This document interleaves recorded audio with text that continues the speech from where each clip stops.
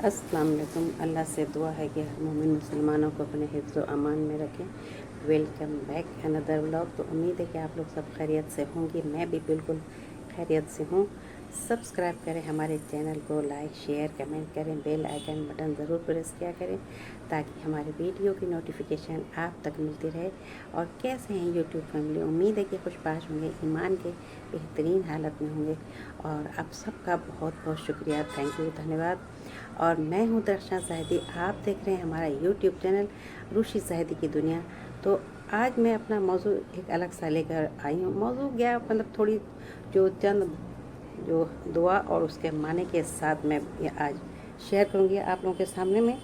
तो कितनों भी अगर परेशानी मुसीबत आ जाए और हम लोग परेशान हो जाते हैं हर वो बात को लेकर के कि हम अगर कोई परेशानी आ गई या कोई बड़ा सा हादसा हो गया या कुछ नया कुछ दिख गया, तो उन सब चीज़ के लिए दुआ जो दुआ है कुरान शरीफ में लिखा हुआ। तो इस दुआ को हम लोगों को किस तरह से अपने जहन में याद रखना है और उसको साथ में अपने लेके रखना है ताकि कि कभी भी कोई भी ऐसी परेशानियां आ जाए या मुसीबत आ जाए या उसका हल ढूंढना पड़े तो हम लोग कैसे उसको हल को अपने ज़िंदगी में लेंगे और उतारेंगे। तो आज इसी सिलसिले में बात रखना चाहती हूँ कि अगर कोई भी परेशानियाँ आई हुई हैं और उसको हम लोग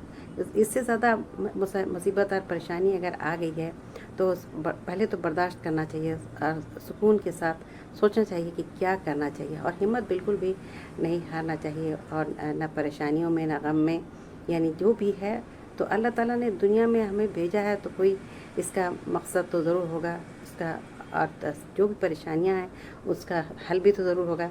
तो हम लोगों को एक बार जो भी परेशानियां अगर आई हुई है तो एक बार ज़रूर कुरान शरीफ को खोल करके देख लेना चाहिए कि हम क्या मसला हमारे साथ में जो है वो मसला का हल है कुरान शरीफ में। तो बेशक कुरान शरीफ में हर वो मसला का हल है और उन सब मसाइल से दूर होने के लिए एक दुआ को जो है पढ़ना चाहिए और याद रखना चाहिए। दुआ को अगर याद कर लेंगे तो हम लोग को जब भी कोई भी परेशानियां आएंगी तो हम उस दुआ को पढ़ सकते हैं उस वक्त जिस मौके पर हमारे साथ अगर परेशानियां आई हुई हैं। तो इन सभी बातों के लिए आज मैं वही दुआ रखना चाह रही हूँ कि जिस तरह से भी अगर इंसान मुसीबत और सब्र सुख के साथ अगर बर्दाश्त कर लेता है और परेशानियों को ज़्यादा बढ़ने नहीं देता है और उन परेशानियों को मुसीबत को दूर करने के लिए अगर कुरान शरीफ हम लोग ढूँढें उन्हें उसमें मसला को अपने हल को ढूँढें तो हम अगर उसका पता चल जाएगा तो हमारे लिए कितना आसान होगा और बेहतरीन तरीके से हम लोग उसको दूर कर सकते हैं। और इन सभी बातों को लेकर के इस कोशिश यही करना है कि अपने साथ इन सभी बातों को हमेशा रखें जहन में ताकि हमारे साथ कोई भी परेशानियाँ आएँ तो उसको हम लोग फ़ौरन हल कर सकते हैं। सबसे पहले जो है नमाज़ पढ़ने के बाद जो दुआ मांगी जाने वाली दुआ है वो ये है कि रब्बि फिर वरहम वअंता खैरुर राहिमीन।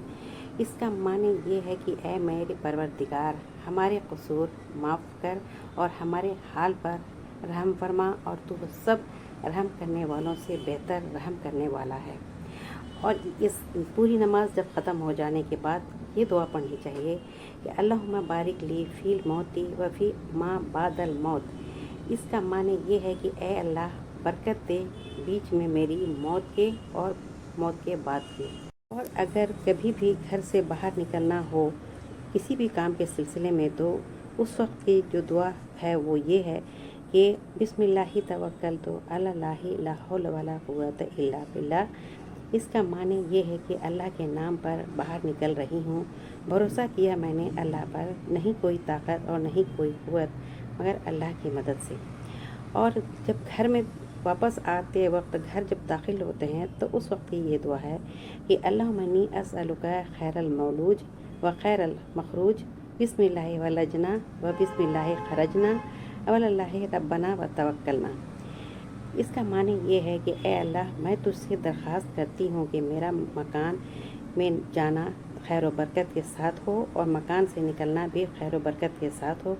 अल्लाह के नाम पर हम मकान में दाखिल हो रहे हैं और इसी के नाम पर मकान से निकलते हैं और अल्लाह ताला पर जो हमारा परवरदिगार है वो हमने भरोसा किया उन अल्लाह पर। और जब हमारे घर पर दाखिल होने के बाद हमारे مال پر نظر پڑتی ہے تو اس وقت یہ دعا ہے کہ اللہم صلی علی محمد و عبدک و رسولک و علی المؤمنین والمؤمنات والمسلمین والمسلمات۔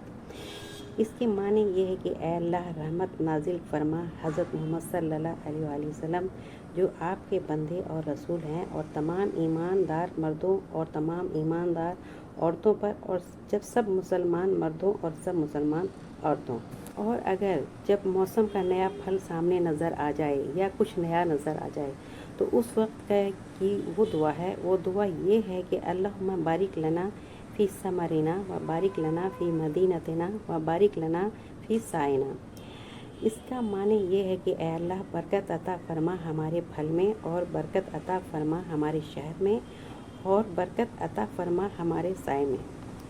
اور یہاں پر میں ایک اور حدیث کی بات رکھنا چاہتی ہوں کہ حضور صلی اللہ علیہ وآلہ وسلم نے ارشاد فرمایا تھا کہ قرآن شریف کی 10 آیتیں ضرور یاد کر لینا چاہیے یا پڑھ کے نکلنا چاہیے گھر سے۔ تو وہ یہ ہے کہ جو سورہ آل عمران یا سورہ بقرہ کی آخری آیت، اگر یہ دونوں، سورہ بقرہ کی آخری آیت تو ضرور پڑھ سکتا ہے، یاد کر سکتا ہے، لیکن سورہ عمران کی جو آیت ہے وہ تھوڑا لمبا ہے تو اس کو یاد رکھنا، بہت سارے لوگ یاد رکھتے بھی ہیں، اور جن کو یاد نہیں ہے تو یاد کر لیے ہوں گے یا کر سکتے ہیں۔ لیکن اگر یہ دو سورہ بقرہ اور سورہ آل عمران کی جو آخری آیت اگر وہ یہ نہیں پڑھ سکتے، نہیں یاد ہے، تو اس کی جگہ پر یہ دعا بھی پڑھ سکتے ہیں، جیسے کہ خدا نہ خواستہ نعوذ باللہ اگر ہم پر کچھ قرض کا معاملہ آ گیا یا کوئی بھی طرح کی پریشانی آئی تو مغرب کے نماز کے بعد یہ 7 بار پڑھ لینا چاہیے، اور درود شریف آگے پیچھے لگا کر کے اور اگر چاہیں تو ہر بار نماز کے بعد بھی پڑھ سکتے ہیں۔ وہ دعا یہ ہے کہ اللہم انی اعوذ بک من الہم والحزن واعوذ بک من العجز والکسل واعوذ بک من الجبن والبخل واعوذ بک من غلبۃ الدین وقہر الرجال۔ اس کا معنی یہ ہے کہ اے اللہ میں تیری پناہ میں لیتا ہوں اور ہر پریشانی اور غم سے، اور تیری پناہ میں لیتا ہوں اور سستی، اور تیری پناہ میں لیتا ہوں ہر بخل سے، اور تیری پناہ لیتا ہوں ہر وہ قرض چڑھ جانے سے اور لوگوں کے قہر میں برپا ہونے سے۔ اگر ہم سب اس دعا کو یاد رکھیں تو ہمارے ہر وہ پریشانیاں دور ہو سکتی ہیں، اور قرض بھی ادا ہو سکتا ہے، اور ان دعا سے ہماری